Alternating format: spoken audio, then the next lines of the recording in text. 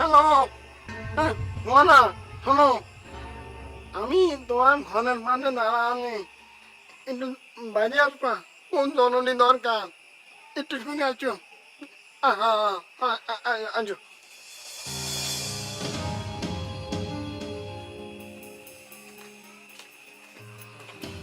এই যে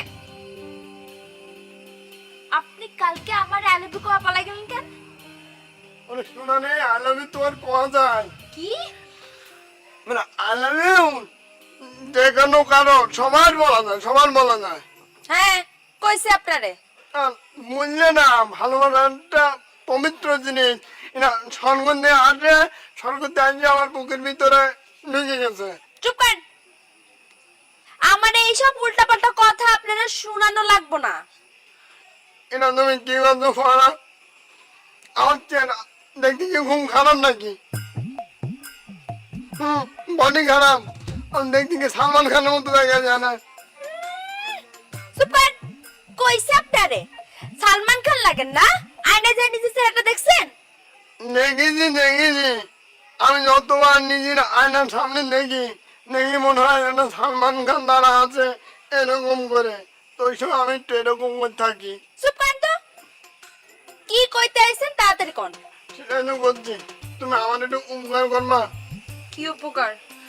তুমি আমার বাড়ি যাবা, আমার মার কাছে কয়টা টাকা নিয়ে আসবা। কেন? আরে কি কমাই, উগান্ডার শালার কারণে আমি বাড়ি ঢুকতে পারতেছি না। শালা তো আমার দেখে ফেলাচ্ছে আমি গ্রামে আছি, আমি তো ধরা খেয়ে যাবো। আচ্ছা আপনি কোন তো উগান্ডা ভাই আপনারে খুঁজতেছে কেন? শোনো, আমি তো করছি মানে বিষয়টা সংক্ষেপে করছি। ঘটনা হচ্ছে কি, ওই উগান্ডা উগান্ডা মনে করতে যে ইন্ডিয়ার দিবা ভেঙে গেছে, এই ভাঙাতে আমি ওর সাহায্য করেছি।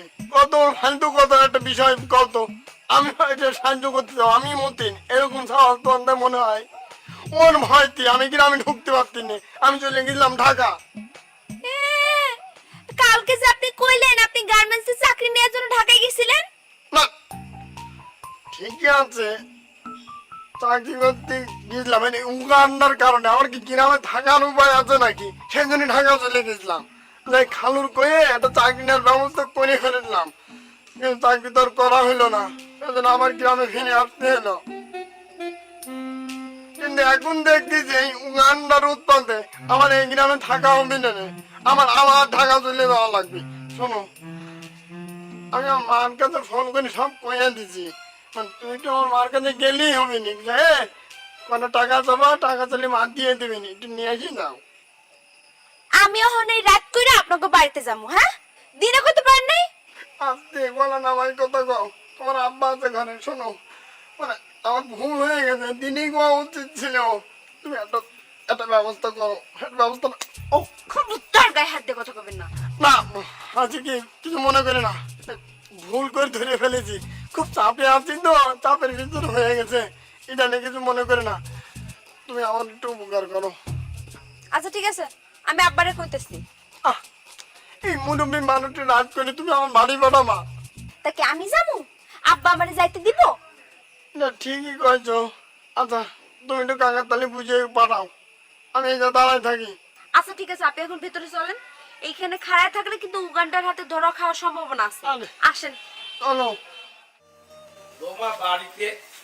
ও তুমি, ওয়ালাইকুম সালাম, এখানটাতে আসো। বসেন। না বৌমা, বসুন না। বৌমা কিছু মনে করো না, আমি তোমার লেগে কয়টা টাকা লুকাইছিলাম। থাকবো না, থাকবো না তো, ঘরে টাকা আছে।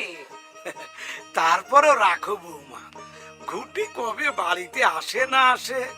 টাকা, হ্যাঁ টাকা লাগবো না, লাগলে আমি আপনার কমুনি। আরে রাখো না, সামান্য টাকা, বেশি টাকা দেওয়ার সামর্থ্য তো আমার নাই। কি যে কন্যা কাহা, লাগবো না তো কইলাম।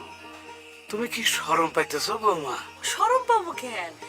আমার দরকার হলে আমি আপনার কাছে চাইয়া নিব, ঘরে এখন টাকা আছে। ঠিক আছে, তাহলে আজকের মতো যাই গিয়া। আচ্ছা, ভাত খেয়ে যান। না না বৌমা, আমি বাড়িতে যাই খাবো না। আচ্ছা, এই এই এই এই এই দাঁড়া দাঁড়া দাঁড়া, এদিকে এদিকে। কাকা, মারা যান, আসসালামু আলাইকুম। ওয়ালাইকুম ওয়ালাইকুম আসসালাম। এই আমারে দেখে দৌড় দিতেছিলি কেন?